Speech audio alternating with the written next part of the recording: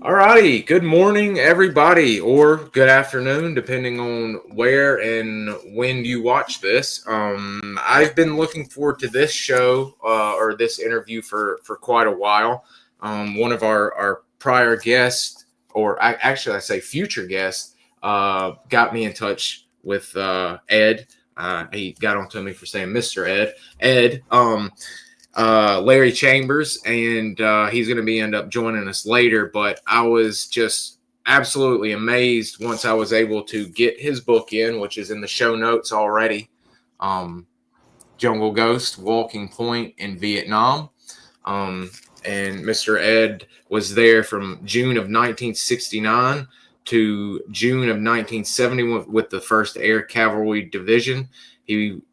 I hate that, he was awarded, he earned a Silver Star, an Army with a V device, a Bronze Star with a V device, and 2 Purple Hearts. And of course, we still know he's living it. Had to put that in the book. But we this is our first grunt, and I'm looking forward to it. I can already tell y'all have got a lot of questions coming in, so I'm very excited about it, and keep them coming.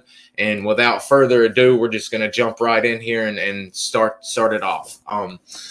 Mr. Ed, we kind of get the show started off, especially with the Vietnam guys. Family history. Well, let me ask this first. Where were you born and raised, shall I say? I was born in Northern California, in the mountains of Northern California, near Redding, California, just below the Oregon border. Beautiful country, beautiful land, and as we'll learn later, that terrain helped you out a lot, to say the least.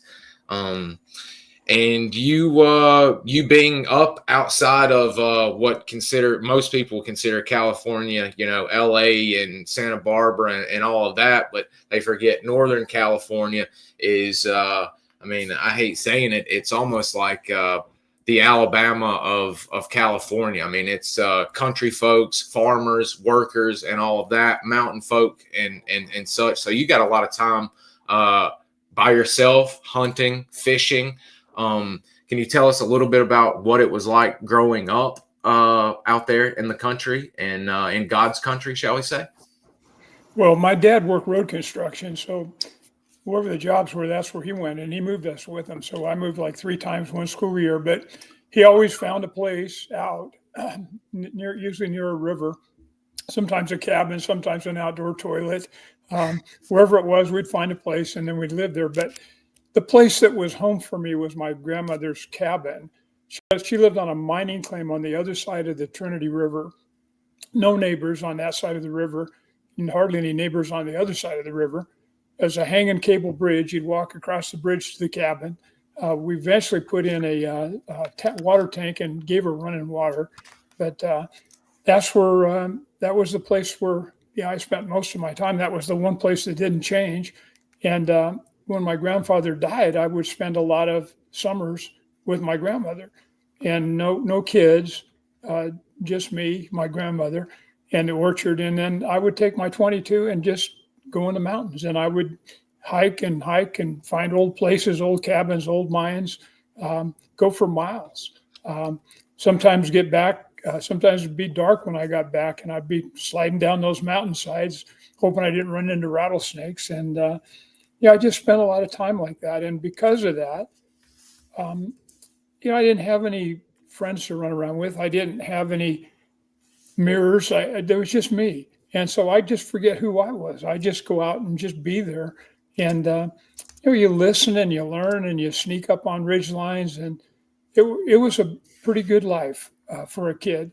And, I learned a lot about quiet, how to move quietly, I just was an outdoor kid. And later on, I think that made a big difference, because the things that I learned there transferred. A lot of those things transferred when I got in the jungle. Oh, it definitely sounds like it transferred over well. And there is some photos of your grandmother's place in the book, and I'll save that as a surprise, because that immediately jumped out is what a tough lady your grandmother must have been out there like you said, basically by herself for miles around, and it sounded like a great place to grow up and really get to be a young man and explore. Well, it wasn't just the country. It was my grandmother too. She was a very, very tough lady. She stayed there. She lived alone. She stayed there after my grandfather died. When she got too blind to shoot rattlesnakes, she killed them with an axe. She was there in her 80s. Wow.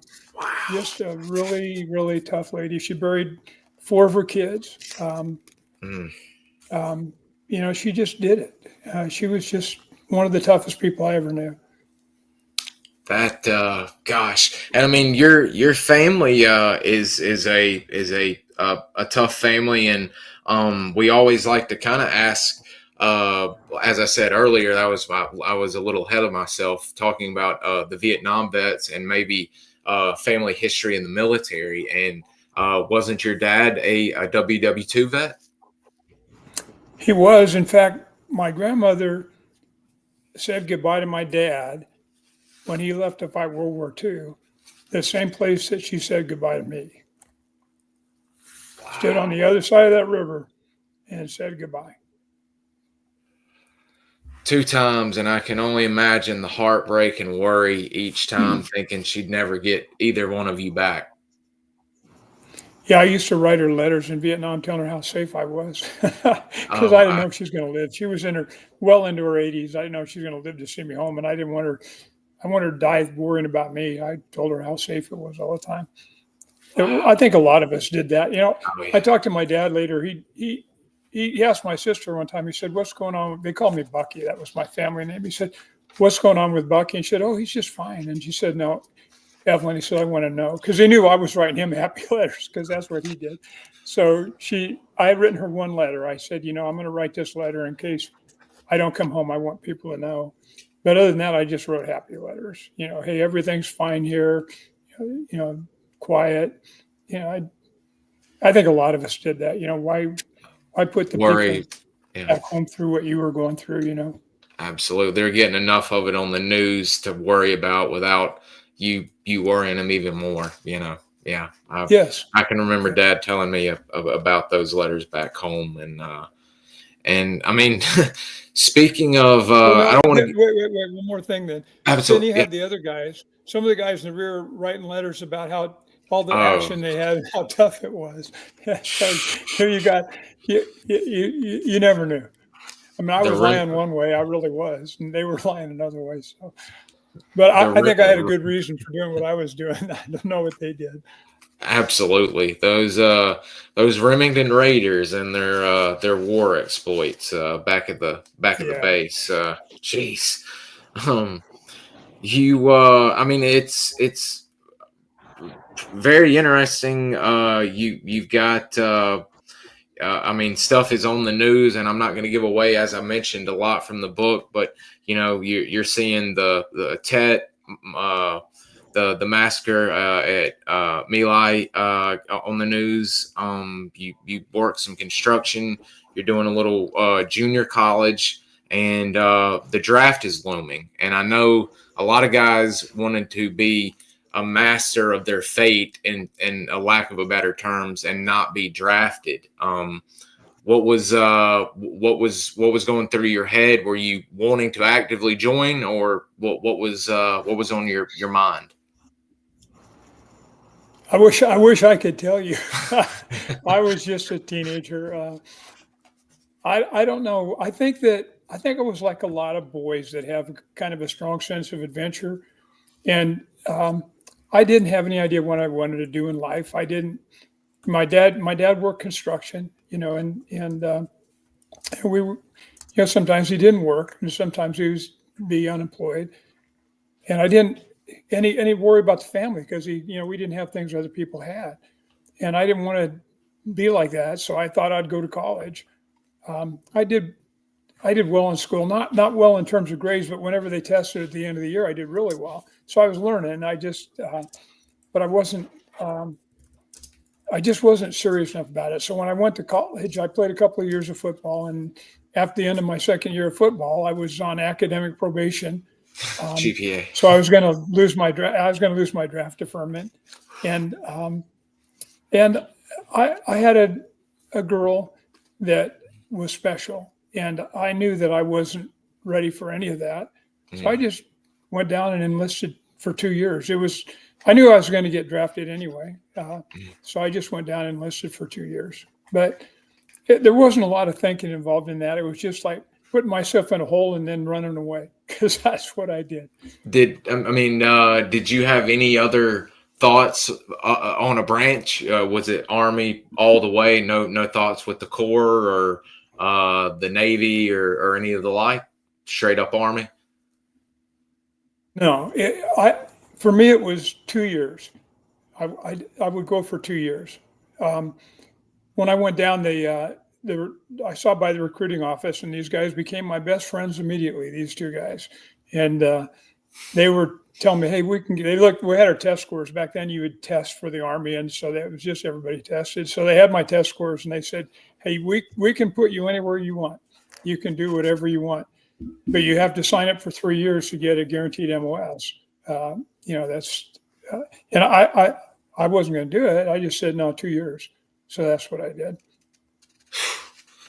And it's quite a little continuous thread through. He reappears in several later chapters, and it's happy because there for a bit it almost kind of seems like you didn't know where he was. But didn't you actually sign up on the buddy contract? You and Johnny?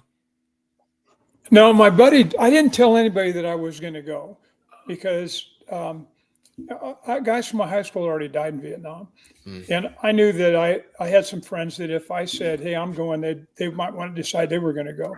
I want to do that. So I waited until the last minute. I had about a week or two to go because when I told them I would sign up for 2 years, and they gave me a reporting date. And so anyway, I finally told a couple of friends, and then they immediately went down and tried to sign up. But one of them had asthma, so he couldn't go. But Johnny Shula, my friend Johnny Shula, he went down and they would take him, but he said he wasn't going to go unless he could go with me to basic training. So that's what he did. So Johnny and I got on a bus in middle of January, cold, rainy day, headed to Oakland for Army physicals. Wow, what a guy! I mean, there he didn't have to, and ended up going with you. So as you just mentioned, heading to Oakland, and God, my handwriting is just terrible. You passed your physicals, heading. I think you end up going to Fort Lewis, and actually, I think I remember saying or reading that you had scores for OCS. We went to Fort Lewis. It was January, and so we were there January, February, and then I stayed there actually for advanced infantry training. Johnny got a radio school, but it was miserable. I mean, it was freezing cold, and people had pneumonia. People coming down with pneumonia. We're training in freezing weather, and that's the way it was. And then, at the end of that, of course, we're going to go into temperatures that feel like they're 120 degrees because of humidity and all that. But that's the Army. The Army. What a way to get you. And then the other thing they did, it killed me too. It's just the Army. People don't know this about the Army. It's just a bureaucracy. It really is. And so, in the springtime when we were doing AIT, they had a certain date when they said, "Okay, now we're going to change you from your winter uniforms to your summer uniforms." Well, the weather didn't change. It's freezing cold. But now we're in these lightweight uniforms. That's the Army. That's the Army I knew. Now maybe it's better now. I don't know. It's changed a little bit, but I've heard from some of the guys in the GWAT that it's still a little bit like that. With I've spoken to some Marine guys that absolutely suffered when they first got to Afghanistan and only had summer gear, and woo. Yeah. And you, as you said, you ended up, you did quite well through basic training. I'll let people read that. It was very, very neat to see DI picking up on it. But your MOS, infantry, AIT, and it seems like this is where, up until Vietnam, I should say, that you kind of start realizing there's a class in the Army, shall we say, that are troublemakers and out for people. Some DIs start causing some bullying issues at AIT. I believe a trainer even said, "I hope you die if you go to Vietnam," at one point. Oh yeah, yeah. No, in basic training, they're hard on you in basic training, but they're hard on you because they're trying to help you. And our drill sergeant was pretty good. He made me. I didn't want to be platoon leader, but he made me a platoon leader, and I had a good bunch of guys, and we did real well. We won almost everything, and he pretty much left us alone. The other drill sergeants, because you're in a company, so there's 3 other drill sergeants other than yours.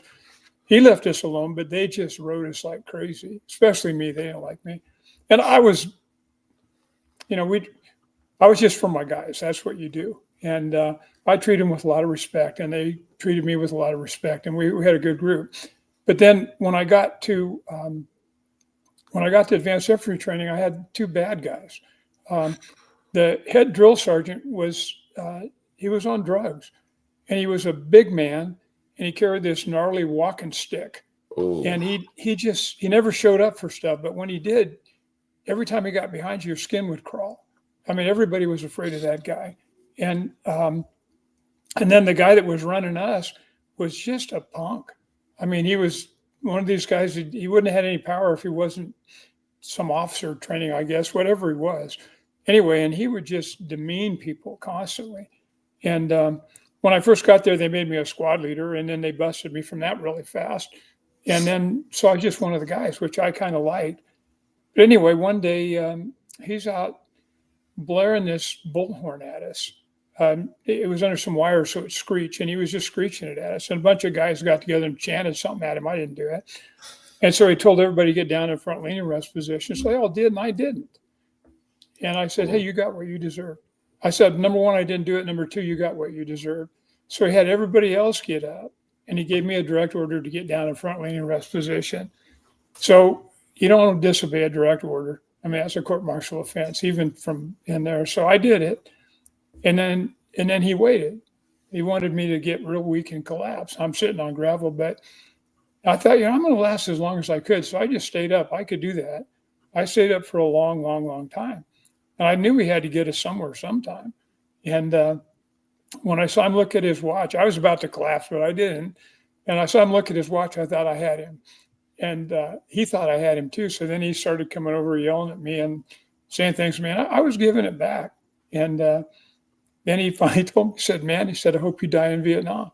And then what he did, he took the whole company, that's the 200 guys, whatever it was, and lined them up beside me. I'm still down on the ground in this front leaning rest position. He lined them up beside me in a long line, column. They turned them, told them left face, faced them at me, and told them forward march. He's going to march him over me, I guess. Well, not one of those guys touched me.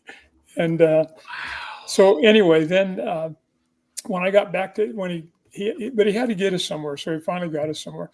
And then when we got back to the outfit, he had me marching in place. And then this other guy, this other drill sergeant came slinking out of he went in. The other guy comes slinking out, sidled in behind me. That guy was creepy with that big old stick of his. And he got behind me and he got in front of me and he said, "Man, you don't like us, do you?" And I said, "No, I hate your guts." And he said, "Maybe you'd like to come to my office and talk to me about it." So I knew what he meant. I said, "Yeah, I'd love that." So we went in there, walked by a couple of clerks. They were just like ashen face. They weren't saying anything. Got in there, set his stick down, and got in front of me and stuck his face like right in front of me and said, "Why don't you hit me, man? It's just you and I." No. And I said, "You think you'll move your face before I hit you, but you won't. I'll hit you so hard I'll break your jaw." And he jumped back and he looked at me, and I think he respected me. And he asked me what happened. I told him what happened, and he said he sent me out and brought the other guy in. So this is near the end of advanced infantry training. So then we had we had physical fitness tests, and there's 5 events, and you get 100 points for each, and they always want somebody to get 500. At the end of 4 events, there were only 2 of us that had 400 points, me and another guy. And so, and the last one was a mile run, so we're on a track, and they started us off, and at the end of 2 laps, I'm laughing because I love this. At the end of 2 laps, I'm like a half a lap ahead, and these guys are yelling. These cadre for the company I was in, they're yelling, "Go man, go man, go man, go!" As I run by, I just stopped and turned around and looked at them, and they all stopped yelling, of course. And I just looked at them, and then I walked the last 2 laps, and then I was on KP the rest of my time. But I don't know. I wasn't a good soldier in the States. It wasn't. I wasn't a parade ground soldier. But when I got to Vietnam, but later on, because I went AWOL before I went over, because my sister was gonna have a baby, and I thought I may not make it back. I'm gonna see that baby, and that baby was late, so I was late. And when I went AWOL, then they put me in a place where they put you when you go AWOL. And I went AWOL from there because it was weekend. I wasn't going to stay there. So I came back, and this old sergeant, he said, I think he was a World War II guy. He said, he had him bring me in, because when you go through what they call special processing, where they just beat the shit out of people. I mean, people are crying, snot running down their faces, and they don't beat them with a fist. They just beat you emotionally, make you do stuff. Anyway, I got through that okay. And then so he called me in, and he said, let me get this straight. He said, you were here for AWOL. I said, yeah. And he said, and then this weekend you went AWOL again? And I said, yes. He said, and then you came back? And I said, yeah. And he said, we never had anybody do that. He said, you want to explain yourself? And I told him, look, send me to Vietnam, I'll do a good job, but I'm not going to sit here and listen to guys blast loud music, because it was like you were confined, really, when I could be home for the weekend. He looked at me and he said, I think you will do a good job there. And he got me out. So anyway, that's how I got to Vietnam. Jeez. And is it, do you not officially get orders and figure out where you're going to be until you land at Tan Son Nhut? No, when you, for us, those of us that went then, you got on a plane, you're in the States. You get off that plane, you're in Vietnam. You don't know anything.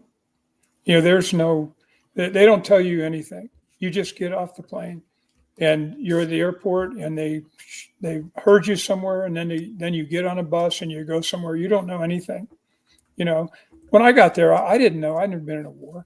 I thought, it's going to be a war zone. It wasn't a war zone. We're just driving down roads in a bus. A war zone, when you get outside the wire, that's the war zone.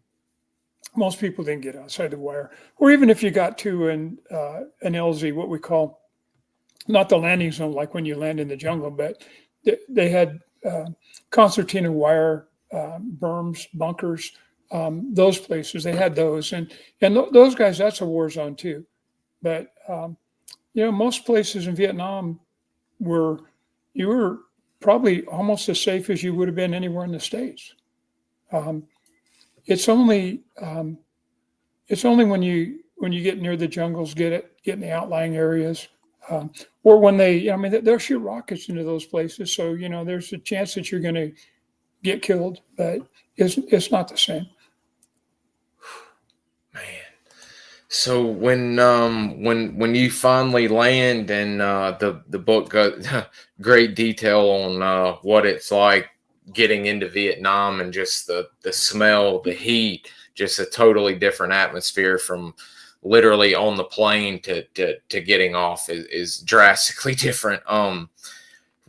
How far from when you get off until you end up actually crossing paths with some old heads that are loading up to go home, and you can see those are real combat troops. They've got their CIBs. They're dark as can be from being out in the bush and such. And where do you go to get your orders? Well, when we got off, they put us under an overhang. So you're in the airport, and then there's these guys coming in, and then we're all together, a lot of us under this overhang, and then there's just these guys, and these guys, they're noisy, they're laughing, they're dark, they've been in the sun, they have boonie hats. They just have a I don't give a shit attitude, and you just know they're going home. There weren't very many. There were only just a little small group of them. And I said in the book, I thought, hey, I'm here. I have no idea of any of this stuff. And so I thought, I bet those guys can give me something, tell me something. So I went over to talk to them, and man, their happy talk just ended. Boom. The minute I said hello, they just stopped. And then one of them looked, they knew I was a new guy. And one of them asked where I was from and what my MOS was. And when I said I was 11B40, which is infantry, that didn't brighten them up much at all. And then they just went cold. I mean, they were polite, but, later on, I knew exactly what that was because I got that way fast. But anyway, I watched those guys. And everybody, all the rest of us weren't even talking. You can't hardly breathe. I've never been in a place like that. And this huge storm comes, and these guys, nothing dampens their spirits. And when we came in on that plane, those stewardesses on that plane, they were distant. And I watched those guys. They climbed up that same steps that we climbed down, and those stewardesses were not distant. They were happy. They were happy with those guys and happy to be taking them home. They weren't happy to be taking us there. And later on, for a while there, I thought, I imagined myself climbing up those steps and going back through that portal. They called those planes the Freedom Birds, yes, because that's what we call them. And, you'd be in the jungle and you'd look up and you'd see a glint, and it was almost reverence. The guys would look up and point and say, hey, Freedom Bird. And everybody, if you were in a place where you could see, everybody would just stop. Because that portal takes you home. That's the only portal that takes you home.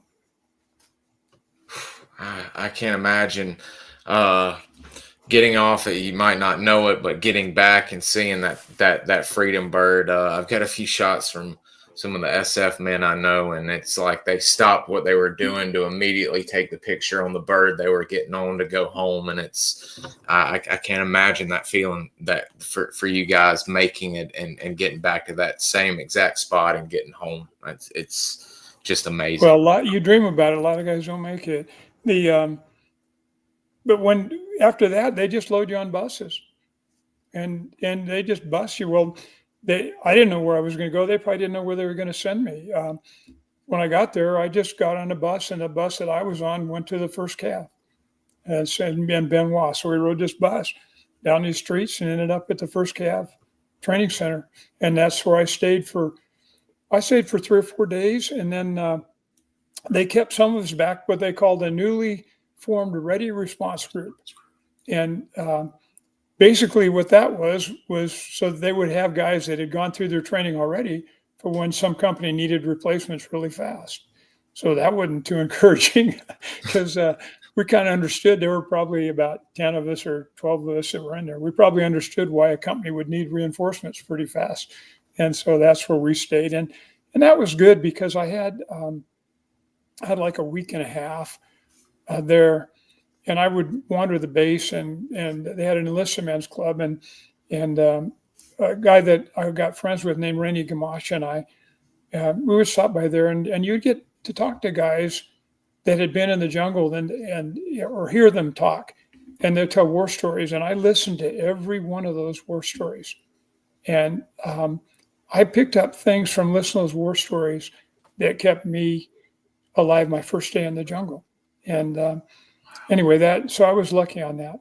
And then after we were there for a while, they called 5 of us, and we got on a chopper, and they flew us out, and we landed on a place called LZ Grant, which was by the Black Virgin Mountain. 2 big mountains there, the Nui Ba Din and Nui Ba Ra. And Nui Ba Din was the Black Virgin Mountain, and we stopped. That's where we stopped. They had an LZ right beside there, and that's where I landed. And then we worked the jungles off LZ Grant for a few months. Then we moved into Central Highland. Wow. I think from one of your photos in the book is that LZ Grant right here? That's LZ Grant. Beautiful place. That looks bad, but I'm going to tell you that for us, that was heaven. When I first got there, it was just miserable. And I thought, but these guys seem to be so happy there. And then I thought, what's it like out in the jungle if they're so happy here? And I found out.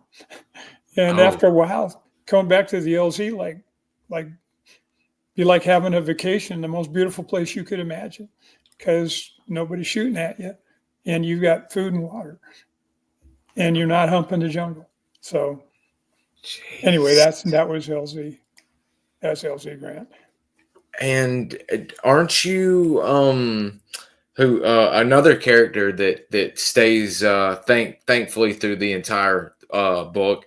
Is it Mr. Rene? I'm blanking on his name. Was Mr. Rene Gamache, was he with you at this time already? Yes, he was one of the 5 of us that came out. Okay. There were 5 of us that came out. 3 of us survived. I think I've got a photo of Mr. Rene just so people can get a picture. And Mr. Ron Balin. Ron Balin. Yeah, that Rainey is. I'm the guy with the no shirt, and then on my right is Rainey, and on my left is Ron Balin. Rainey is a great guy, just a warm, friendly, courageous, just a really, really good guy.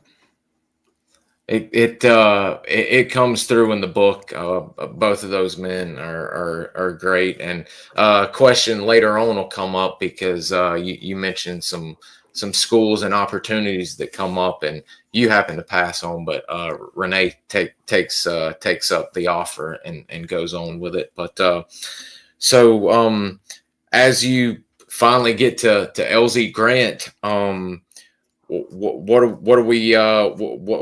what's it taking until you get on a team and you're finally ready? You meet the guys and y'all are about to walk off or either load a chopper to go insert into the bush. Well, we just,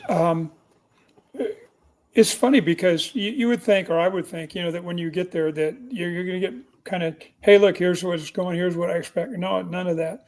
Just like you get there and it's, some guy came up to Rainey and I said, hey, you got a good platoon. You want to go to my platoon? We said, yeah. So we went there. Then he took us to some LT, and the LT said, well, put us in different squads, Rainey and I. So we just walked over and in the squads. It was interesting because all these guys, they're going to be your company. They're in the shade. Under these poncho liners that are attached to these bunkers, they're all in the shade, and they're all watching you. Not talking, just watching. They're just reading you. Because when you get in a place like that, one of the things that you really want to know is who the next guy is. And you can read guys the minute they set foot on the ground. Just who they are, how they move. What kind of confidence are they showing? Can they listen? And people read you, and they read you silently. And I knew that.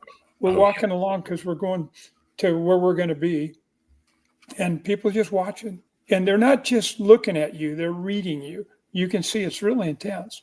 And of course I did that too. And anyway, so then you get there, and a guy named Barry Frost took me, a great guy. And he dropped me off at a bunker with 2 guys, and they kind of said hello. We talked for a couple of minutes, and that was it. And then I thought, well, I'm going to walk around this LZ and take a look around, but it was so damn hot. I didn't get too far. Yeah, that's Barry.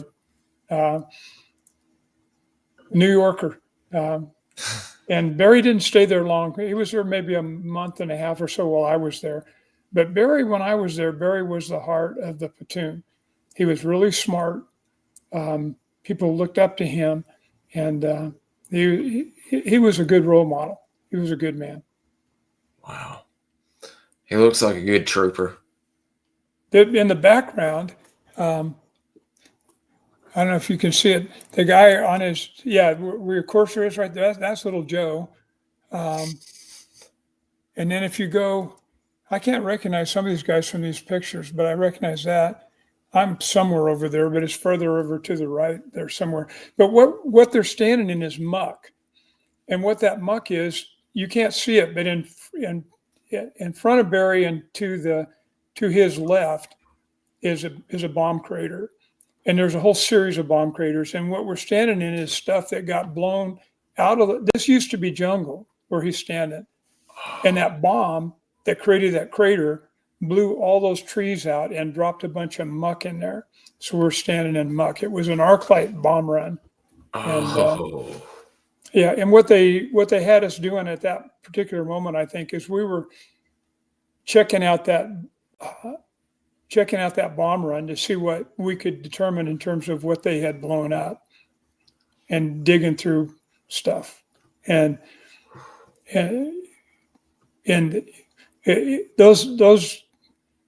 those bomb runs, they just rip the jungle apart. And I think they did all that maybe to get a bunker complex that maybe had 30 guys in it, maybe. They dropped all those bombs, just to do that. So, yeah. I mean, the powerful arc light, and then, I can't imagine what it's like seeing one of those, and then you being able to see the after effect of one of those has to be mind blowing. I mean, it is. It's pretty amazing. Not necessarily in a good way. no, It's just the damage that they do. There were bomb craters all over Vietnam. I got most of my water out of bomb craters. The whole country was pockmarked with bomb craters. That's just what they did. Yeah, there's one that looks like it's a fairly new one. After a while, they just become part of the jungle. They grow grasses along the edges, and the sides kind of melt in, and the water turns green with algae, and they just become part of the jungle, part of the ecosystem. God, that is a huge crater right there. And don't y'all end up? I imagine. I think I remember some baths occur. You actually get to at least scrub off a little bit in one of the craters one evening, I think, don't you? Oh yeah, because we would go out. So like the special forces guys that you've talked to, those guys would go on missions, and they were really tough guys, and really well trained and really efficient. Most of those guys were really, they were definitely been there, done that guys. But they would come back. We would go out, and I mean, we might be out 2 months, and during that time, it's a weird thing, because you would think, well, you guys doing the fighting, you're taking care of those guys. They didn't take care of us. We might get new clothes once in a while, or not new clothes, clean clothes. They were supposed to send us a hot meal. Usually it was hard-boiled eggs and greasy bacon. They were supposed to send us soft drinks. It was usually Squelch. Squelch is a horrible drink. All the good stuff, they're just, I don't know what they're doing with it. The sea rations that we got, a lot of them were from World War II. They were leftovers from World War II, so, it's just, I don't know. Anyway, but what happened is that, you're out there, you haven't, sometimes you get wet in the rain, but that's not like getting a bath.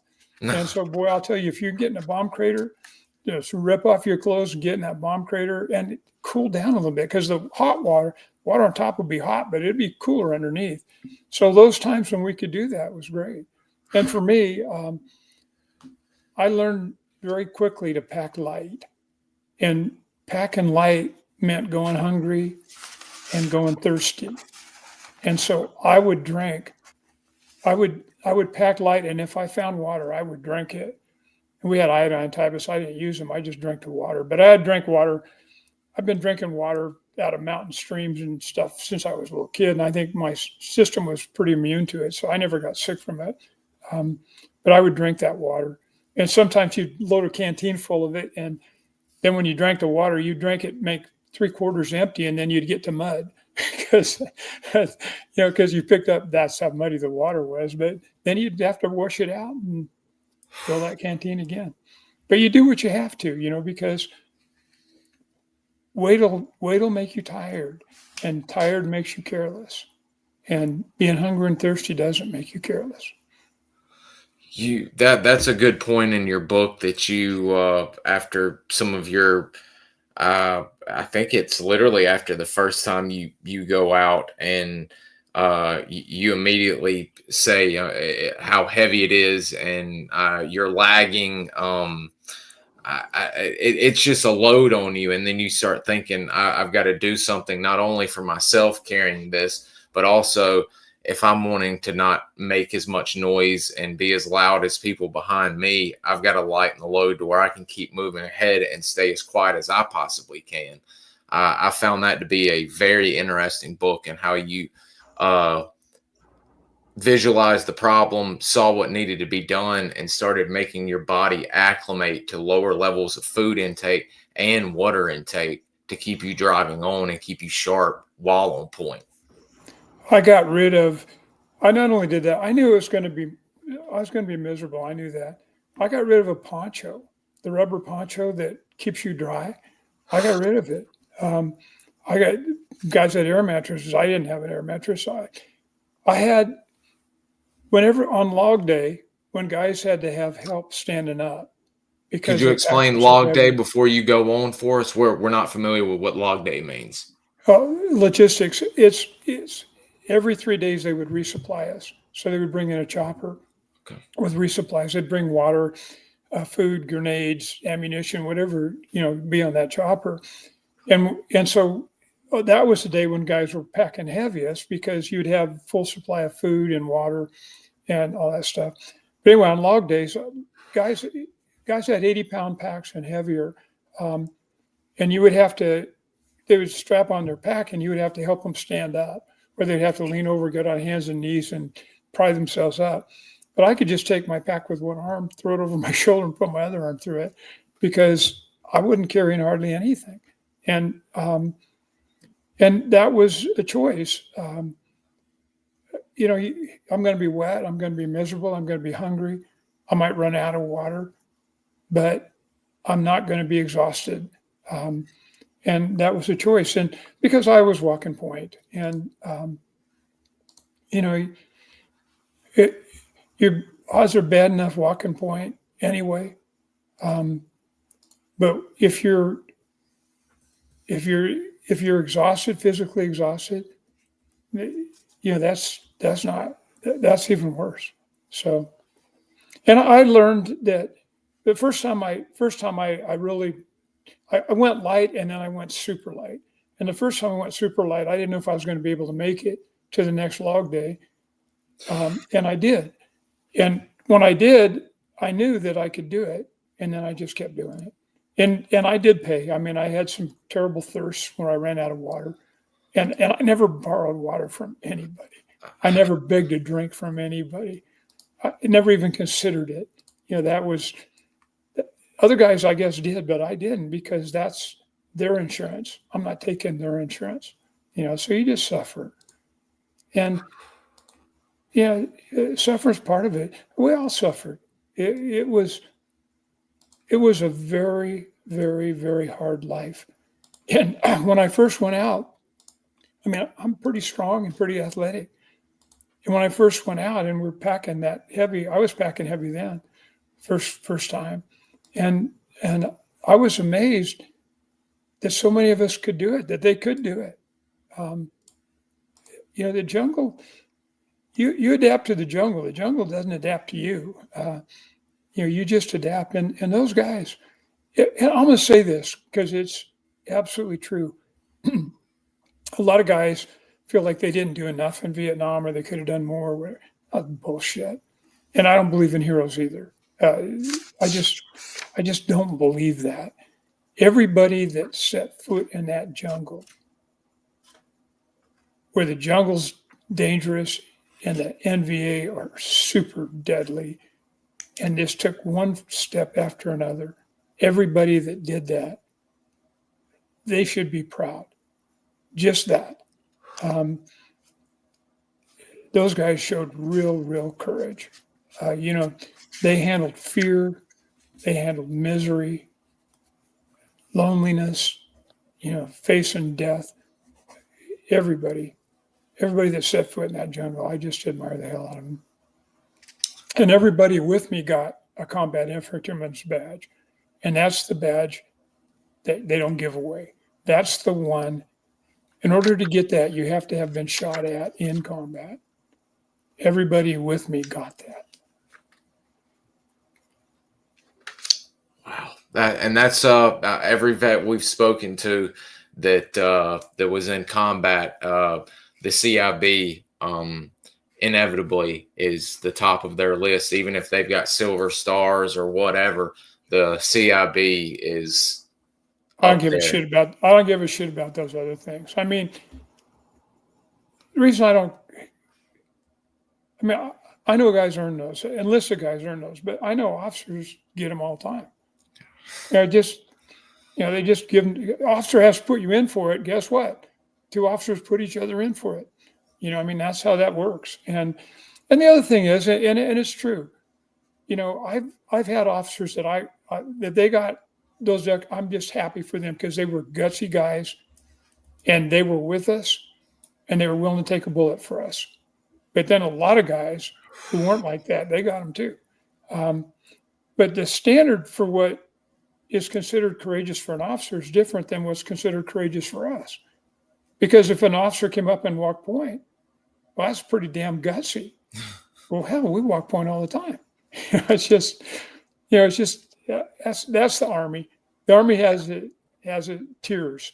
If you're an officer, you eat better, you sleep better, your latrines are better, everything's better. And officers' clubs are better. That's the way it is. And that's the way it is. I didn't necessarily care for that. I wrote about in the book where I got on a bus. I was coming back from having malaria, and I got on a bus and a bunch of new guys and this colonel.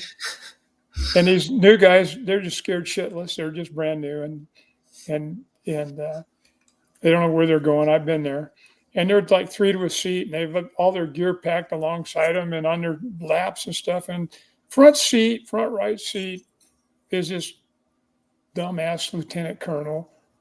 He's got his gear on the seat beside him. And so I climb on this bus. This is crazy. And he won't look at me. I look at all these guys, and I look at him, and I just fucking got mad. And I just said, that's not going to happen. So he had his gear there, and I said, hey, is this your gear? Move it. And he said something, and I said, here, I'll move it for you. And I picked it up. It's pretty heavy. I picked it up with one arm. I reached over, and I dropped it on his feet. And he hunched forward. And then I sat down. But I wasn't through with him. I said, well, where are you from? Because I knew he'd hate me doing this. And he said some fort. And I said, you weren't born in the Army, were you? Where are you from? And he answered me. But he was so mad. His face was just getting red. His neck was getting a big, thick neck, getting red and going up. And then I just kind of laid back and waited. And, but I mean, why do that? What is it that made him think that these poor guys behind him, who had much better chance probably of dying than he did, should suffer like that? Well, he had that seat. Anyway, I've never forgotten that.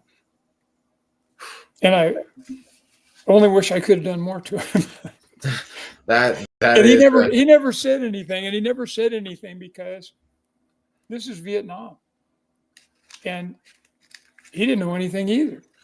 So he didn't have anybody. I mean, normally he'd have some sergeants around him or somebody, that he could tell him to handle me, but he had to do it himself. And I guess he thought I looked dangerous, and I guess I was. And so he didn't say a word. And he probably remembers that if he's still alive. I can imagine he probably does remember that incident. And you had just mentioned, and the book does another great service of showing the differences in great leadership from officers versus terrible leadership from officers, because you end up getting into quite the skirmish early on, and one of your lieutenants is just a complete letdown for y'all. I think it might be Jones, but can you tell us a little bit about what it was like for you guys when you had a good lieutenant like Lieutenant, the blonde-headed gent, Colcow, George Colclaw. versus Lieutenant Jones, and the vast differences in their leadership? Well, we had a Lieutenant Jones who was okay, but we had a Captain Jones, the company commander, who was terrible. And we also had another guy, I can't remember his name, that came out that was lieutenant, and he didn't last very long, but he was bad too. But Jones, Captain Jones, was the kind of, I've said this, I'll say it, I love saying it because it's true. He was the only coward I knew in Vietnam. And the reason that he was a coward was because he put other people more at risk to lessen his risk. You know, I've seen guys that couldn't handle the moment just because they couldn't. That's just, they couldn't. But they tried. But they didn't put somebody else at risk. But he did, and to me that's a coward. So he was bad.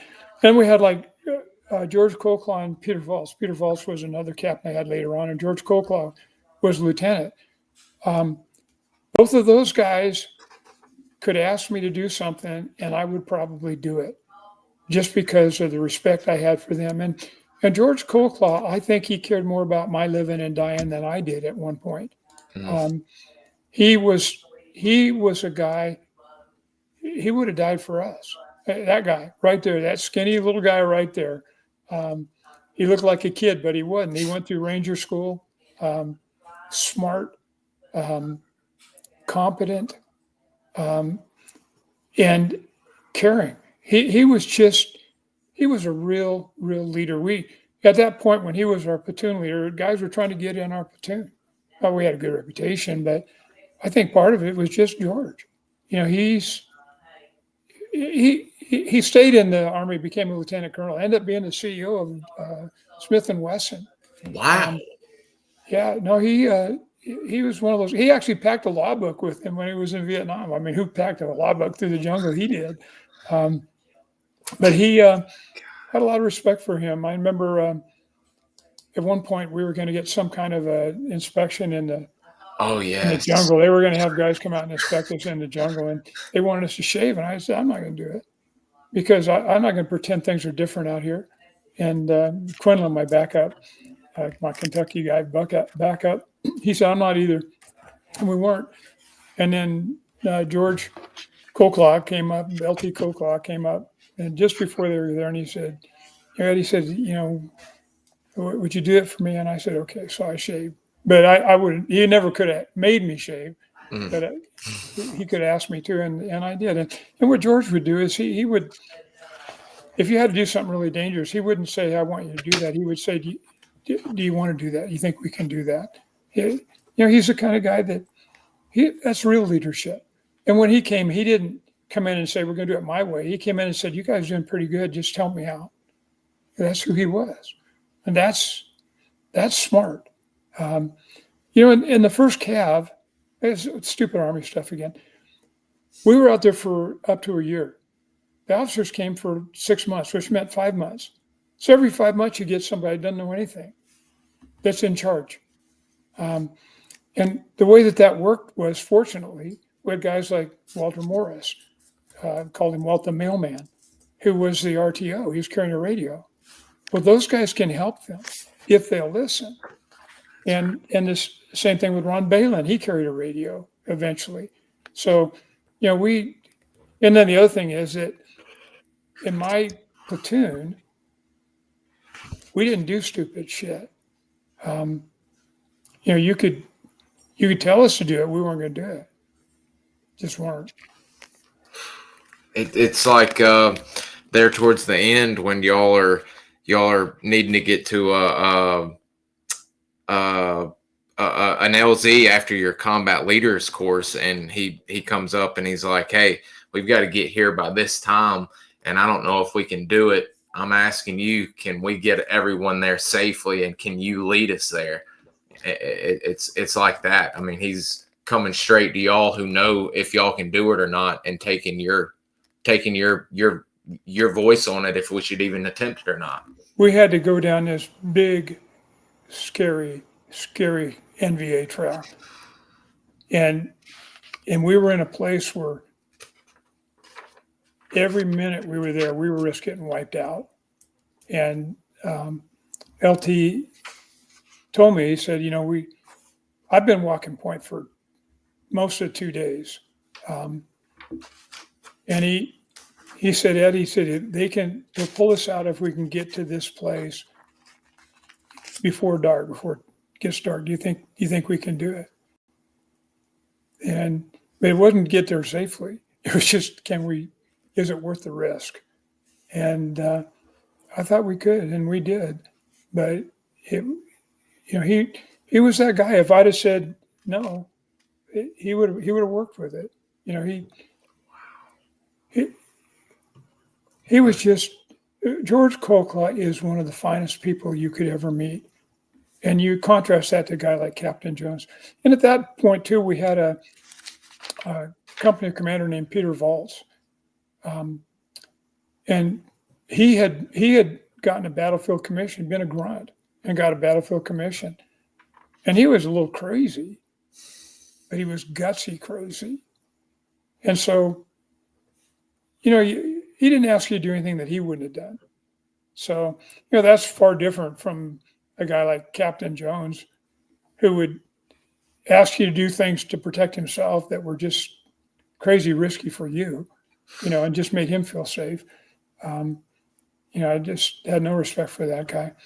And, I didn't really have a lot of respect for authority anyway. I could be asked to do something, but if you start barking orders at me, my first reaction was, I'm not going to do it. And I wasn't planning on making a career out of the military. And they certainly weren't planning on keeping me for a career. So we had pretty much had an understanding. And you can do that in Vietnam. You can make a choice.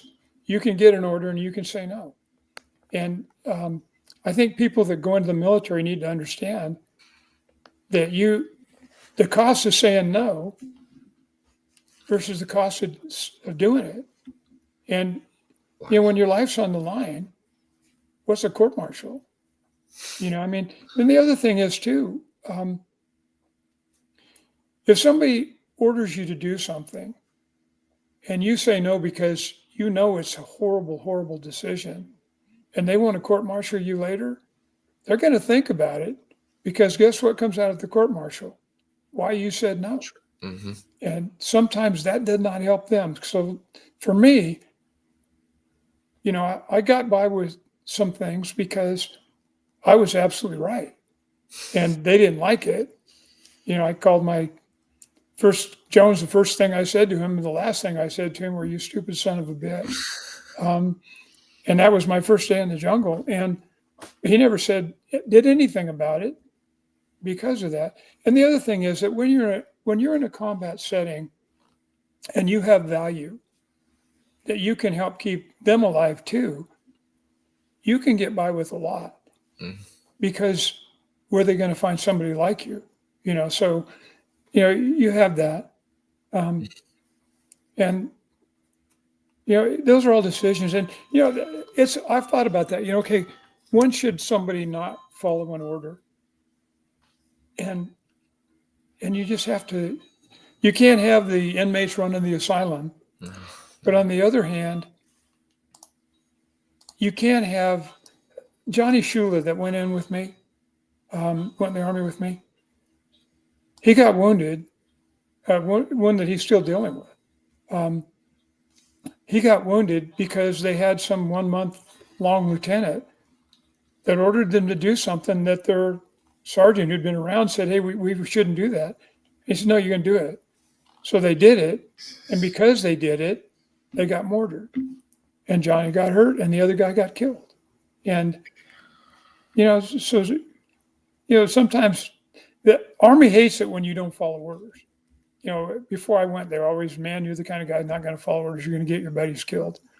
And because I always thought, was that right? I always, hey, I don't know how that would work. That didn't seem like, So the minute you question things, well, then you're the guy who won't follow orders. But if your life's on the line, you better question things. Absolutely. And your next excellent topic before we start, well, we have one more after that before we get into some questions, but you had mentioned actually having to come to terms with, as you were walking point, coming to terms with your own mortality and the prospects of dying. I think one of the things that is really important to understand is that if you're in a situation where you could be killed, and that's any war, you have to somehow make a friend of it. Because having the thought in your mind all the time that I have to live, you don't control that. You can only do so much to control that. So you have to find a way to let go of that fear. I mean, it's not that the fear is not there, but you have to be able to free yourself from that, because it interferes with how you think, and you need to let go of it. And when I almost died the first day I was there, and the point man almost always got killed when they met combat. I could walk point, and because I could do it, then I did it, because that's what you do. You do the things that you're best at because you want to keep your buddies alive, and you know what you should do, so you do it. So eventually, I don't know how, but I woke up one morning and I just, with a certainty that I was not going to come home. I wasn't going to make it. And I just kind of grieved myself. I kind of had a mental funeral. Tried to picture people living on without me that cared for me, tried to picture them getting to a better place. And I kind of did make a friend of it. And the guys that I know that had the most trouble from Vietnam, or that didn't have the most trouble, were guys like me that figured we were going to die, and like you do when you get, doctor tells you got 2 months to live, you just move on. Those guys like that, I think we did okay, not terrible, but okay. And then the other guys, there were some guys never thought they were going to die. I don't know why they didn't think they were going to die. They just didn't. And I think those guys did okay, but you can't get stuck in the middle, worrying about it all the time. So anyway, I kind of got past that, but like especially when you're walking point. And when you're walking point, everything, your whole being has to be focused out of yourself on the jungle, all the other things, not you. And in order to do that, you can't be thinking, oh, geez, I could get killed. Of course you could get killed. You can't be thinking, trying to fight it. You just can't. And I knew that. I knew that early on. And I knew it again just before I came home when I walked point one more time. And guess what? I couldn't feel the jungle. Because in the back of my head was, I all of a sudden realized very little time to go. Hey, I am going to make it. And all of a sudden that hope is fear. You don't have hope, you don't have fear. And I couldn't feel the jungle. So. Wow. I mean, that's amazing how quick you're out of it, and your senses start to die down. I mean, I hate to even mention it, but like in Apocalypse Now, when Charlie Sheen or Martin Sheen's in the hotel room talking about they're in the bush getting stronger every day, while I'm sitting here, senses getting duller and duller. That's always interesting that how sharp y'all's bush keenness comes out. It's absolutely amazing. The jungle for us, the jungle was so. Life in the jungle was so vivid. I've said this before, and it's the best way I think to describe it. If you've ever been in a car wreck, that moment of the car wreck when things are starting to happen, like you're sliding on ice or whatever, something's happened, everything else disappears. It's your whole focus, everything. You're pumping adrenaline, everything's focused on that moment. And the jungle was like a slow motion car wreck that never stopped. There was never a moment when you could be killed. Never a moment when a bullet could reach through to you or a mortar could drop on you, or it's never a moment. Never a moment you're in this closet, where you can't see because of all the vegetation, and bullets could just start spitting at you from 10 steps, 8 steps. You just erupt. Everything suddenly changes in an instant, and death is everywhere, and you know it. Everybody knows it. So jungles are different. I see these guys like in Afghanistan and Iraq, where they're dealing with insurgencies and around buildings and stuff. I think in those cases, that sixth sense that you have to develop, I think their sixth sense is really important to read people, because people that don't act quite right, you get the sense of unease and then you listen to it. But for me, it was the animals in the jungle. I could read the animals, what they were telling me, or I could read the sense. It's whatever it is, you develop a sixth sense that can keep you alive. And, you have to use what there is. And for me, because I'd grown up doing that, I could hear nature. I could smell nature, and after a while you can feel it. And when I first got to Vietnam, it was so exotic. I knew the messages were there, and I hear the noises, but I didn't know what they meant. But over time, listening, I knew, because of what I had grown up doing, I knew that ability was there. I just had to learn it, and I just listened and paid attention and rethought and just let it all filter in, not trying to catalog it, but just letting it come. And eventually I could hear it and feel it.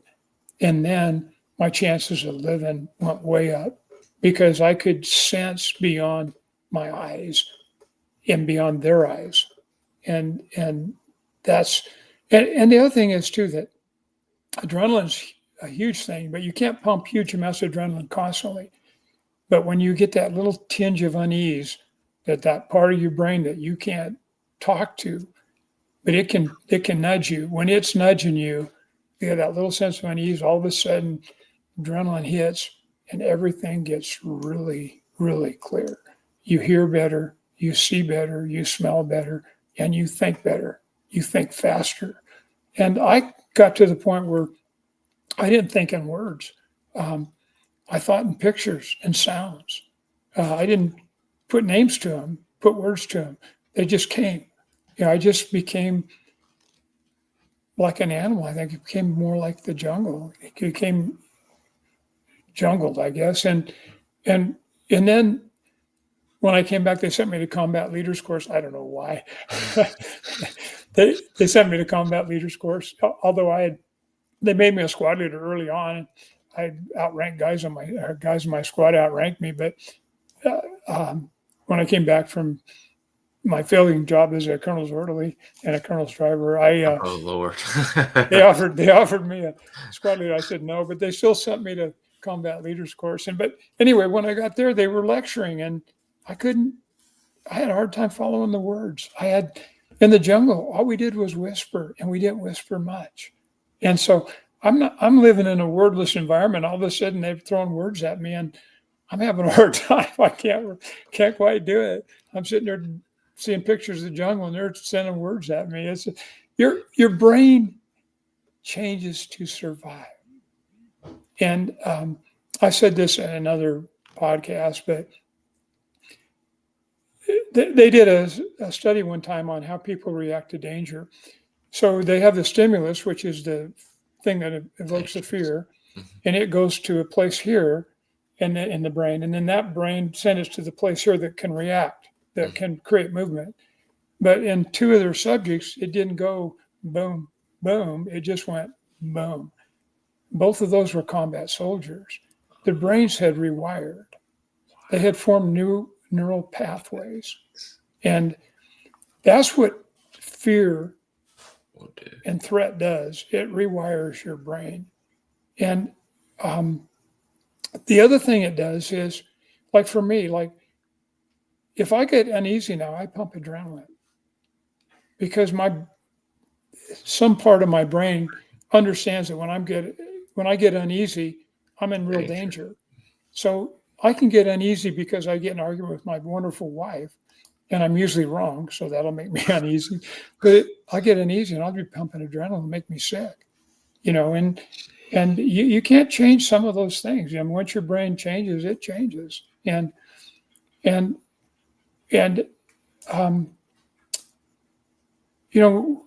I tell this story because I think it's important for people to understand. When I was in the jungle, sometimes you wake up in the middle of the night to a scream. I call them the death screams. And what happened is the guy's having a nightmare, and I could tell you what the nightmares were. They're dying. They're getting killed. Their buddies are getting killed. I know because I had one just before I left. And so that's the death screams. And then about 20 years after Vietnam, one of our guys had a wife that worked in AT&T, and she had a list of promotions or whatever. She had names of some of us, so she was able to put some of us together in contact. And we camped out in a field in Ohio. And at night, same death screams. God. 20 years later. God. Some of those things just never leave you. I mean, that's just the cost. But that's how it is. And it's guys like the guys I was with, we're the ones having those death screams. The guys that sent us, they're not having those death screams. No. Their kids weren't coming home in body bags. No. The people that could have stopped that war, it was a bad war. The people that could have stopped it, could have changed the course of it. Their cost benefit analysis is far different than ours. And it seems like it just keeps repeating. People that have the power to use force overuse it. They're not making life and death decisions for themselves. They're making life and death decisions for other people. And I'm not anti-war. I mean, if somebody threatened my family, threatened my country, I'd be there. I'd be there with a gun. And I'd be a lot more deadly than I was even in Vietnam, because in Vietnam, it was about survival. In 69 and 70, we knew that, this isn't worth dying for. God. Well, you give me something worth dying for, I'd have gone full bore. I mean, you mentioned another aspect about you, and absolutely correct. Sean Smedley Butler said, and he was right, war is a racket. What y'all are up against facing, the NVA are digging their own graves before they are assaulting LZs and at fire support bases. Y'all go out and bulldoze just mounds of bodies into a mass grave, and y'all come back, and they've come back and gotten their men out of the mass grave. How do you fight? No, I never saw them get out of the mass graves, but this was another story. A veteran I know, they would slit their bellies to where it wouldn't explode, and they could come and get their bodies out after the fact. It's determination like that it's just, what do you do? Well, and remember that the idea was their overall strategy, the big brains that were deciding this thing, their strategy was that we were going to kill so many of them that they would quit fighting. But how do you get guys to quit fighting that dig their own graves? They believe in something so much that they're willing to die for it. How do you get them to quit? They just don't. You can fight those wars forever, but how are you going to win them? You can't. I mean, how are you going to win them? It's the ideas. And, in Iraq, they all said, well, we need to train the guys that are helping us. We need to train them better. They said same thing in Afghanistan, said the same thing in Vietnam. Well, the guys that they were fighting, they didn't have that training. We weren't giving them arms. And guess what? They were winning because they were willing to die. And so when you're fighting people willing to die, you better ask yourself, whose side should I be on? Because you may not agree with their reasons for fighting, but that doesn't matter. It's their country. They're the ones that are dying. The sun's coming up, so you might not see me too well. No, you're still in good picture. Okay. I mean, and I'm going to link some of your other podcast appearances that I think folks will enjoy hearing, because in one of the other ones, you've got some really great expounding on some of these things that we haven't quite covered a little bit, but I didn't want to replay it out completely to where other people could get it straight from the source from the other gentleman. But and I also thought when we were speaking the other day, before we get into some of the great questions our viewers have, the fact of coming home, you find out you've survived. I know my dad talked about survival's guilt. What's it like coming home for Vietnam veteran? And no one really cares about what's going on. And here y'all are suffering silently with, like you said, post-traumatic stress and the dreams and nightmares of what could happen and what did happen.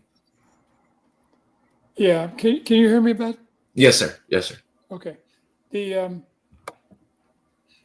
lot of, I've heard a lot of vets, Vietnam vets, feeling really bad because they weren't welcomed home the way they should have been.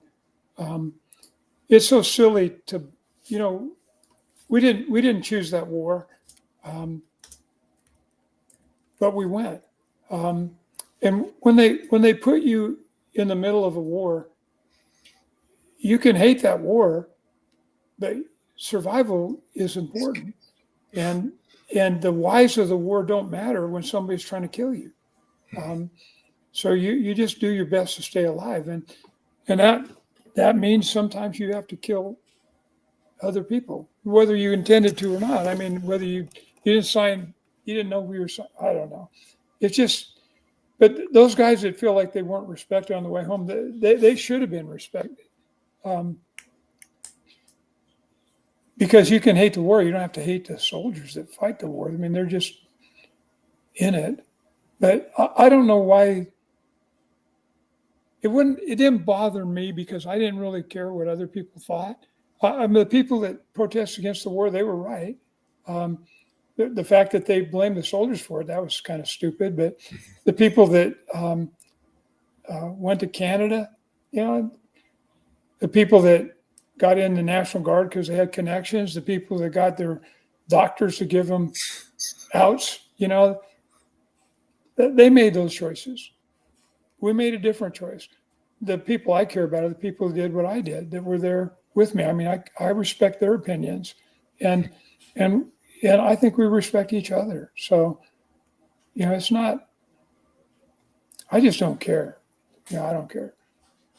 That's the best way to be. I hate, and I hate that it happened back then, that y'all weren't treated like the WW2 vets coming home. But it's nice to see now a resurgence for the Korean War veterans, the forgotten war veterans, as they call them, and you guys are starting to get the well overdue respect and interest in what y'all are doing, and the history finally starting to take hold, because there's just an absolute growing community of people my age, 35, and even younger now, that follow these podcasts and my social medias, that are just enthralled with what you men did and fought for.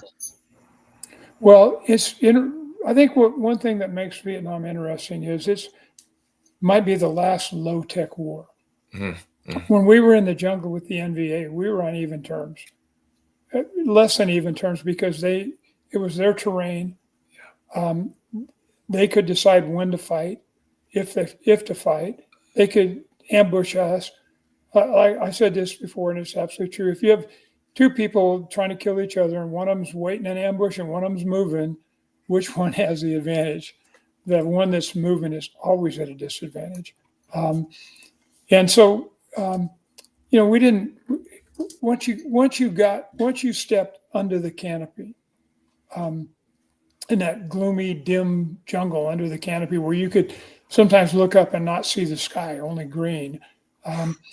Once you did that, they were formidable, and those guys were tough.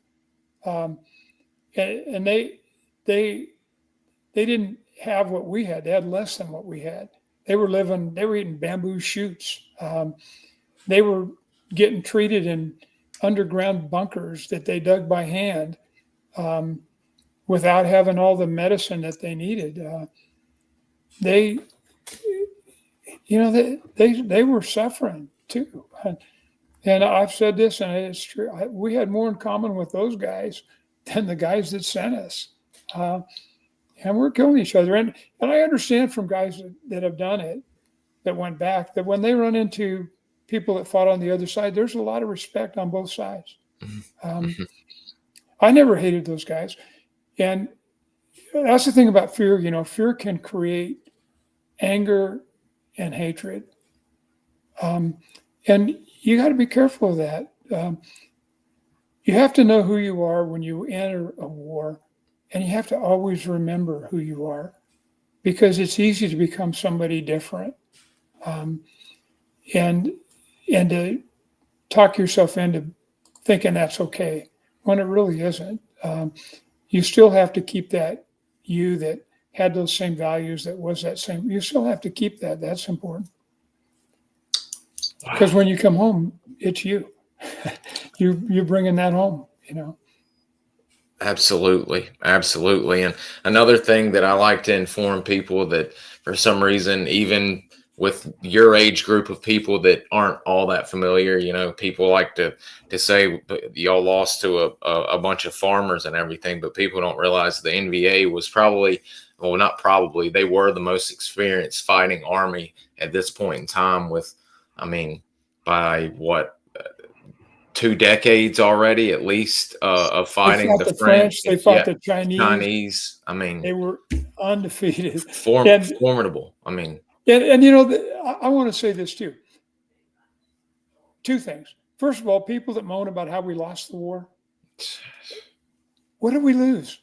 When we quit fighting, what exactly did we lose? What did that cost America when we quit fighting? Our boys stopped coming home dead in body bags. We stopped killing people. The Vietnam made their own choices. They're our best trading partner now. We go visit at tourism. What did we lose? And the other thing that really makes me mad is this idea that, if we'd just had regular army instead of these draftees and short-term enlistees, we could have won that war. That's insane. The guys that I was with, we had guys that graduated college in the jungle. We had guys that never had a pair of shoes in the jungle. And something, that mix worked out pretty good. And the guy that walked back up for me was a guy named Jim Quinlan from Kentucky. He couldn't read or write. Amazing, they must have fudged to get him in there. He couldn't read or write a word. He could write his name, I guess. And he's smart, a really smart guy, and a hell of a fighter. And then George Colclaw, Lieutenant Colclaw, I think he graduated college. He's probably in law school. We had all those people. And I'll tell you what, we didn't really have regular Army guys. Most of them had either been there and knew how dangerous it was, or just knew how dangerous it was. And they found a way not to be there. And so we were fighting that war. And I'll tell you something else. My platoon was really good. Really good. We had Alpha Company, was our sister company to B Company. Alpha Company, the year that I was there, lost over 40 dead. And that's out of usually having maybe less than 80 guys in the jungle. Um, we didn't lose that many. And one of the reasons we didn't lose that many, because they would put us on point. They would put our platoon in front sometimes. But even when we weren't in front, the other platoons were good too. And we could do that. We could find a way, find a way. And, and the other thing is, you can't train regular Army to fight that kind of war because there's no training for it. It's not strategy. Once they tell you what you can do, they give you an azimuth and you're supposed to go there. There's no strategy. You can't see them. You can't analyze where they're going to be and how you're going to attack it. You're just moving, and all of a sudden, freaking bullets and explosions and noise. And how do you train for that? The only thing you could do is you could learn the jungle. And the other thing that you could do, this is really important. It's like being in a fist fight with somebody that can knock you out. You want to knock them out right first. You want to get that punch that puts them down. And the same thing in the jungle. When things happen, you can't be the people that aren't shooting. You got to be the people that are shooting harder. And so it takes a certain amount of confidence for a platoon or a company to get to that point where they've convinced themselves that they're the baddest people in the jungle. And that if something happens, they're just going to be killing everything. And if you don't have that, and at one point we didn't, if you don't have that, then you can't get their heads down. You need to have them ducking, and you can't do that. So you got to be able to hit back hard and fast. And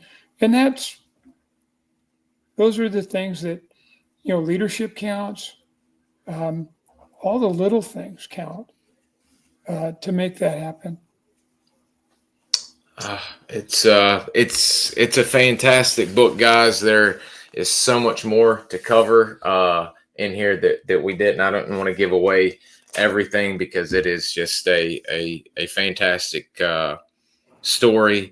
A lot of great characters that we've shown pictures of that y'all are going to get to hear about and almost feel like you're meeting because of how close Ed gets with his team. It's just outstanding. And we've got some pretty good questions to close out the show here that we'll get started with. And then if you've got anything else to close out with before we shut down, we'll cover that. But here we go with question 1 from Jed.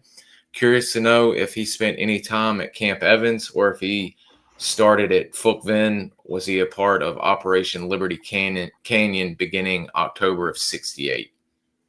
No, I didn't get there till June of 69, and my company never got to Fulkven. Fulkven was, for the first Cav, it was the place that you would go to and get just a little bit of a breather because it was more pacified. But for some reason, we just never got there. Let's see. Living off the land, that's not it. Doing noise discipline. Was the headquarters for First Cav at this time at Anke? No, it was at Benoit. Benoit. Okay. And then later on, it moved to Quan Loy. Oh, there we go then. Okay. Wonder where I got Anke. I thought it was Anke as well, so no worries on that. Did the guests participate in the invasion of Cambodia? Yes. Yeah. And actually, I didn't. I had gone on R&R, so I was on R&R when they went into Cambodia. And when I got back, guys told me about it. And most of them thought it wasn't for them, for my company. It wasn't that big a deal, except that one guy, Dennis Rygren, actually probably felt differently because he ended up shooting a guy that they captured. But it was, when they went into Cambodia, they ran into a lot of guys that weren't your hardcore NVA soldiers. I want to point this out too because I think it's important. We were unlucky in the sense that everybody that we fought were hardcore NVA, battle-hardened NVA soldiers. But we were really lucky that we never had to work villages. around villages. And so we never, those guys, they get shot at from villages and they shoot into villages, or they use whatever. And then they had images, come home with images of dead kids and dead women. And we didn't have that. Everybody that we fought wore a uniform and was a fighter, a warrior. So, like I said, killing people's killing people, but seeing dead women and children, that's I don't even know what that is. That's horrible. Jed was curious about any fire support base Jerry time. Any what? Any time on fire support base Jerry? No. I'm not familiar with Jerry either, Jed, so I'll have to Google that after our show. How much bush busting did the point man have to do in the Highlands? Did you have someone to switch out with? Did you have to break and blaze your own trails, or did you walk down existing trails? Well, that's a lot packed into that question, because in the Highlands, when we were in the Highlands, we typically walked NVA trails. Oof. And which was crazy, because Americans had learned a long time ago that walking those trails was suicide.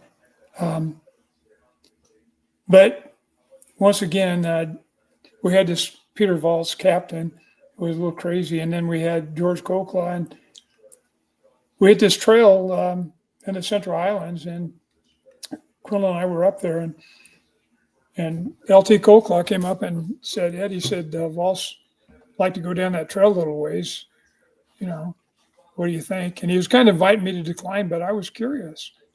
So I said, yeah. So we did it. And that kind of opened the door. And then we started walking our trails. And I did it because in the Central Highlands, you didn't have to bust brush like you did in the lowlands. The lowlands, you had to machete your way sometimes. I didn't, but I would find a way without it, but somebody behind me had to machete. But in the Highlands, you didn't have to, but I did it there because I thought, I'm going to get killed anyway, but at least I'll have some kind of a chance, because if you're just going and you're going through the jungle and you're working your way through the jungle, you don't know the trails, anything. But if on the trail, you know where they're going to be. They're going to be ahead of you on that trail. And so I kind of did it. And as far as having someone to switch out with, when you say you walk point, you don't just walk point all the time. Usually, you alternate squads and you do that stuff. But then there were times on some of those major trails where I walked point all day, and then sometimes part of the next day, because, that was our best. That's what they wanted. They wanted us. They wanted my squad doing that. And we were able to survive places where we shouldn't have. And so anyway, that was it. And walking those trails,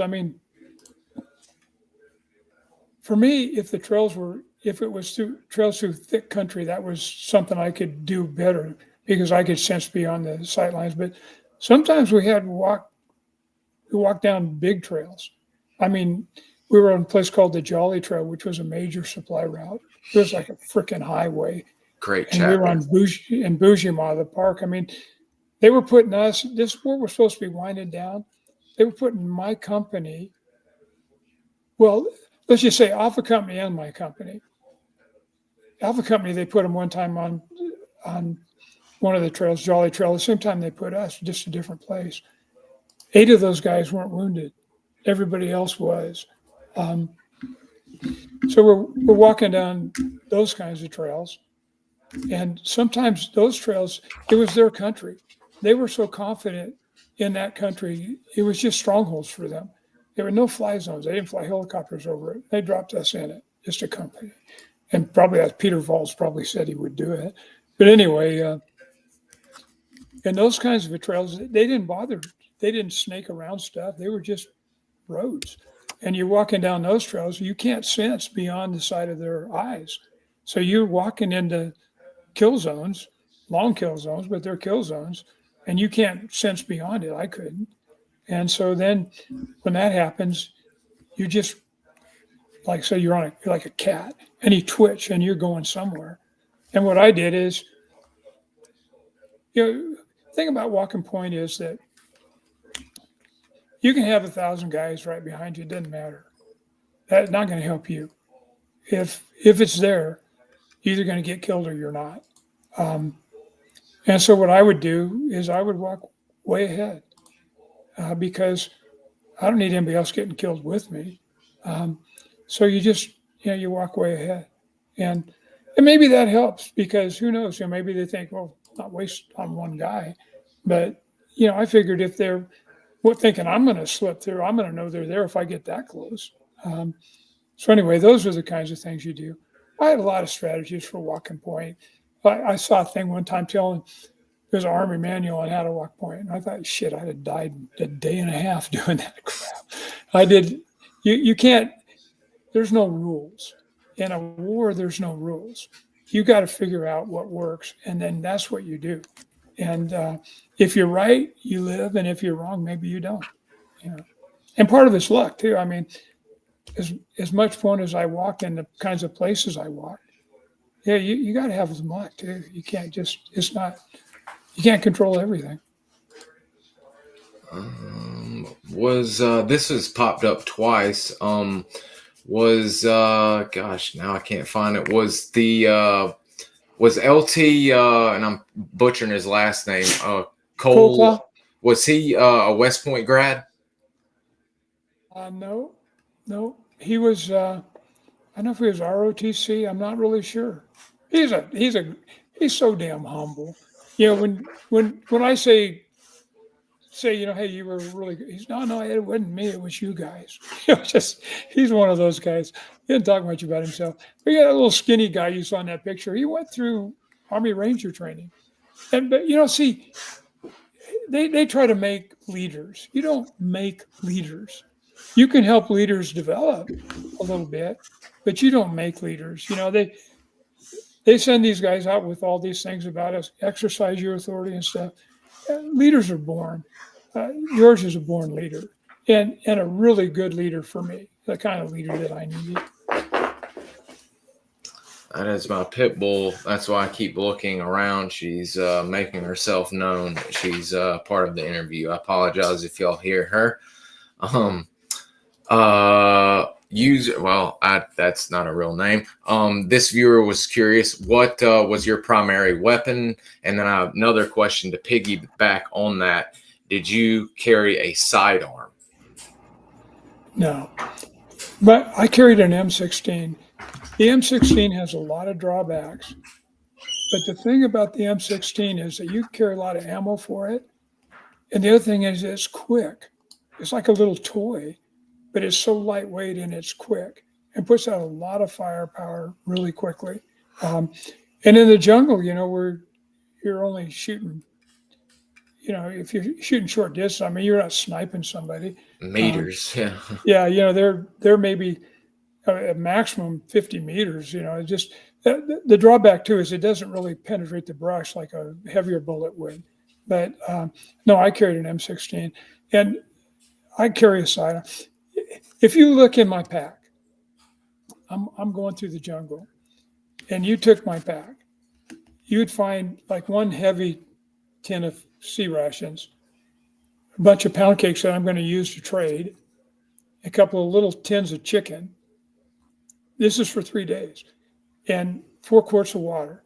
And then when you empty my pack, I got a pencil, some paper, a wallet with some pictures in it, really thin wallet with some pictures in it, some toilet paper, and a poncho liner. And I've got bandoliers, and that's it. That's what I'm carrying. I didn't carry a claymore. I got rid of it. I didn't carry I carried machine gun bullets. I didn't carry anything. I just carried light. because, you know, if I'm going to take the risk, somebody can carry the load, because there's guys behind me that are, you know, they don't need to be quick. They don't need to be able to react instantly. They don't need to be able to sense the jungle, you know, so they're carrying heavy, they're carrying claymores, the things that we need, clackers, wires, those kinds of things.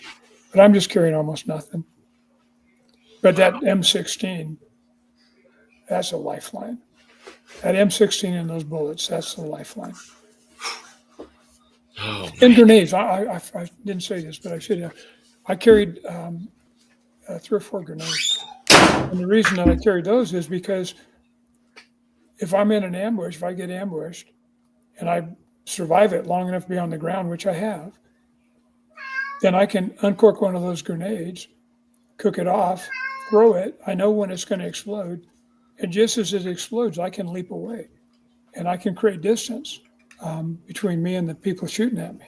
So that's what I use those grenades for. The grenades were utilized in great effect on some bunker clearing operations that come through later on in the book that I was very eager to. Sorry about that. These animals are killing me. But I forgot the gentleman that did it that ended up clearing out. Y'all run into a huge bunker complex that was one of my favorite chapters to read about because it got pretty hairy in there pretty quick. Brian was curious. You actually volunteered to Walk Point, didn't you? Yeah, when I first got there, it was a rotation, so everybody would take turns, and I've said it, but it was like Russian roulette. You know, basically, guys had a pretty good understanding that, you know, it's like put a gun to your head and flip the cylinder and pull the trigger, and if they're there, you're going to die. You know, so it's just that was it, because through that thick jungle, it was really hard to spot an ambush. You couldn't. So guys, and every story that you heard in Vietnam, people running into contact on the move, inevitably started with that time the point man got killed or the point man got wounded, almost always killed. And the first Cav, I saw a thing on the year that I was there. One of the generals was kind of summing up the year. And basically what he said is, our strategy was to drop these infantry companies in the jungle and move them. And then if they ran into the NVA, the first 2 or 3 guys would get killed, and then we could hit them from the air. And so that was their strategy. So, you know, we eventually, like, I knew that I could do some things on point that other people couldn't. And so I just did it. I went around to everybody. I said, hey, I'm on a Walk Point. And they were all pretty damn happy about it. My friend Ron Balin, he had kind of hesitated because he knew what the risks were. But, you know, it was a thing to do, you know, because in a place like that, I think everybody needs to do what they can to help everybody. And that was what I could do. So that's the thing about being good at Walking Point, is that, you know, you get a better chance of living, but on the other hand, you get a better chance of dying. Russian roulette, like you said. Wow. We've got a few more guys. 2 of these questions are a great story in the book, and I'm not going to ruin it here in the question section. But yes, a few of those to the questions are yes. Once in country, how were you issued firearms? Was it at Benoit, or was it not until LZ Grant, or? No, we got at Benoit. We got our rifles at Benoit, which is weird. Like the first M16 that I got, the magazine wouldn't lock properly, and I have to just keep popping that thing to make sure it would lock. And I was stupid enough that I just thought I could do that. And then the first time that I needed it, I pulled the trigger and it shot 1 shot. and that was a heart stopper. And I never did that mistake again.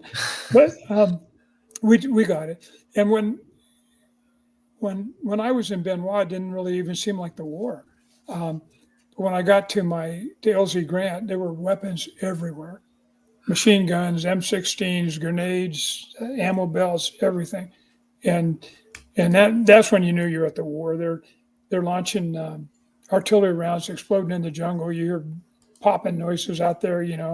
When shortly after, before we actually left, the first time I left, the NVA were pushing through there, and they had 3 of our companies pinned down.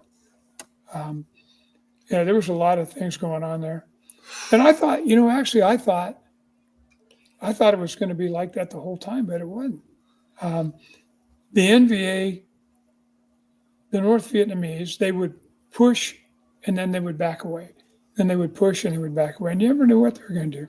So sometimes they were aggressive, sometimes they weren't. Wow. Pick and choose where they want to battle. Did while walking point, did any point men do any type of camouflaging, or were y'all just going straight up like y'all normally do, just walking point? Well, what I did is we didn't really camouflage. We had helmets had camo on them, of course. But what I did is, there's 2 things you can do walking point. Number one, you can do everything you can to find them. But one of the things that you have to do is you have to know how they think, because confident people can kill you. Uncertain people make mistakes, and you have to do things to make them uncertain. And I would move unpredictably and patiently. Sometimes I'd wait longer than they thought. Sometimes I'd move quicker than they thought. But I didn't want to appear when they thought I was going to appear if they were waiting for me. I didn't want to appear necessarily where they thought I'd appear.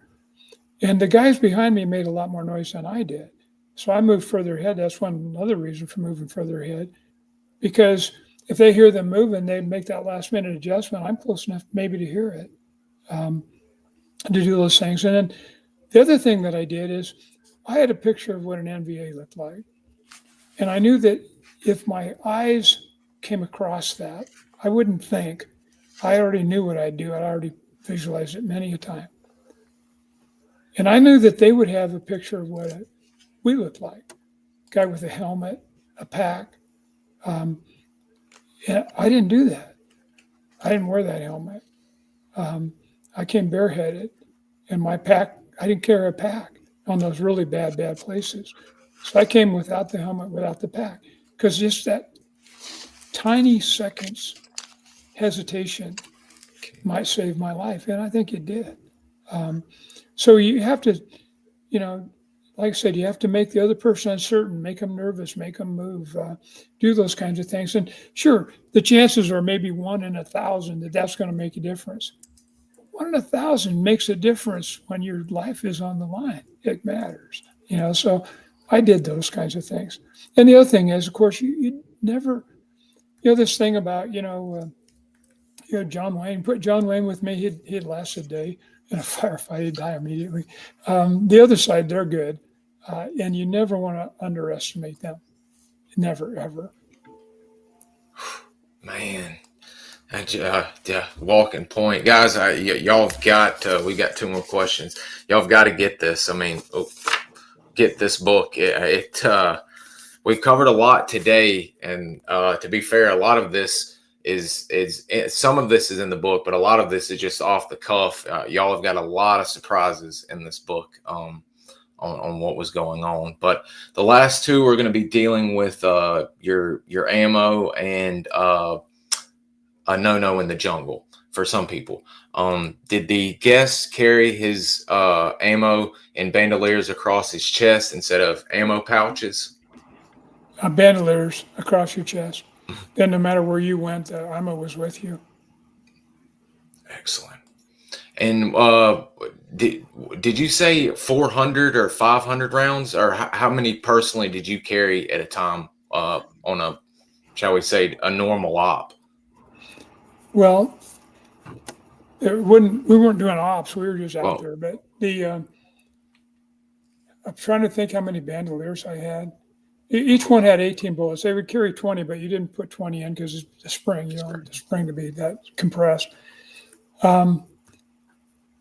and I think, gosh, I can't do the number now, but I carried two. They came in pouches. They came in pouches that became bandoliers. So they're in there. I carried two of those. So you get one strung this way and one strung this way, and I carried two of those. So that's probably 10 or 11 mags, maybe. No, it's probably a total of about. I'm thinking there were at least maybe 12, 24, maybe 24 Oof. times. Okay, Yeah, so you were 24 times 20, about 400 rounds probably. yeah. And Okay. Yeah. but you don't know that you're going to need that many, but you know damn well that you don't ever want to run out. And when you put an M16 on fully automatic, you can shoot up bandolier. I mean, you shoot up a magazine in no time. I mean, they just stutter those bullets out. But when you're in a firefight, unless you should never just squeeze that trigger. You shoot 2 or 3 shots because those things climb. The barrel climb. So when you just spraying bullets, you just spraying them in the air. If you just keep doing it, you can hold it down, I guess. But But I didn't necessarily trust the M16, but the lightweight of it. And other guys carried. I mean, they carried AK-47s. The M14 is a much better rifle, but it's heavy. And when you're moving, in that one split second, when the other guy's getting ready to shoot you and you getting ready to shoot him, just having that little lightweight toy in your hands, it's just like pointing. It's quick. Wow, man, oh man, yeah, running out of ammo always a bad feeling, I can imagine. And I can't remember. I know you have, and I won't ruin it. There are some SF shenanigans where you cross paths with the guys. But did you cross paths with Montagnards in your year in Vietnam? We didn't have any Montagnard scouts, but yeah, there was a Montagnard village when I was the colonel's driver. That the first time they gave me that Jeep, I took the sergeant major to that village, and that was on LZ Lee, and LZ Lee was kind of on a big kind of a mound with clearing, and the Montagnards would troop by. I mean, most of us hadn't seen a woman in like 2-3 months, if that. I remember one time we were walking back to an LZ. I don't know where it was, but some Vietnamese woman, old woman, beetle nut teeth. She happened by, and everybody that we were moving, everybody just stopped. The whole company just stopped because it's a woman. It wasn't nothing sexual about it. It's just a woman. It's a woman. There's a woman. We just hadn't seen it. But anyway, we were on LZ Lee. When you're back there, all of a sudden guys start rushing to the perimeter because the Montagnard women a lot of times have grass skirts and no tops, and Montagnard men, and they're primitive people. They come by with their they had long canes, and they just come by, and the women come by, and they're doing whatever they're going to do, and then they had little huts out there, and grass huts, and then they would just go into those in the heat of the day, and they come back out, and but that was the only time we were around the Montagnards. And as I said, I didn't really stay around that village for too long because I didn't really do too well as a colonel's driver. That's we won't ruin that, but that's actually a really fun little chapter in the book. You finally realizing you're not going to enjoy this as quite as much as you thought it would, and that's great stuff. Was there one more? Some of this is in the book, guys, and I'm not gonna ruin that. There are animal stories, yes. All right. It looks like we have covered our great questions. Gosh, we've hit 2 hours. I did not even realize we got that far. Wow. Is there anything you would like to close out? Here it is. I apologize for that, Sean. Yeah, you said, but you said that you were going to post the other kind of YouTubes that I've got on the interview. There's one that just got a ton of views. It's war's a compelling thing. But the one, and then one that didn't get a lot of views, and the one that didn't get a lot of views is that war changes us all. That matters to me. That one matters to me. So that was my favorite of the two, to be honest. Is it really good? I think it's just because of the way it's titled. Nobody wants to see the sad part of the war, that changes us. But I think that's the one that has the value. I wrote this book for 50 years. I mean, I didn't just write it tomorrow. Yesterday. I wrote it for 50 years. And I did it because I felt obligated. And I felt obligated because they keep doing the same fucking thing. They keep getting in wars they don't need to get into because they aren't getting killed and their kids aren't getting killed. And I think people need to understand that. It's really easy to get blinded by patriotism, your religion. They're not the same religion. We're going to go help people. We're just suckers for that shit. But we need to be more careful. There are times to go to war, but we need to make sure that if we're going to get talked into supporting people that want to go to war, that we know what we're asking. Because I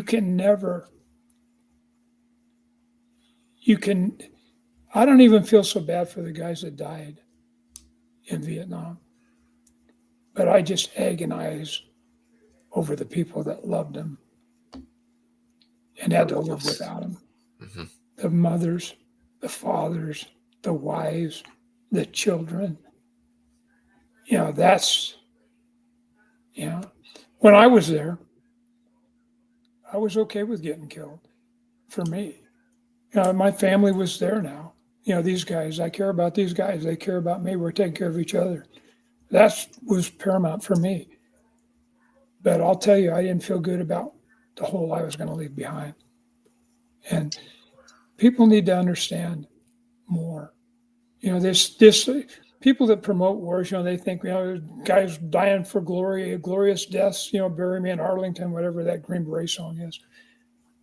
It's not like that, And then people that hate wars, we're stone cold killers they're doing evil shit. That's not true. We're just people, just doing a job, just trying to do the right thing, most of us.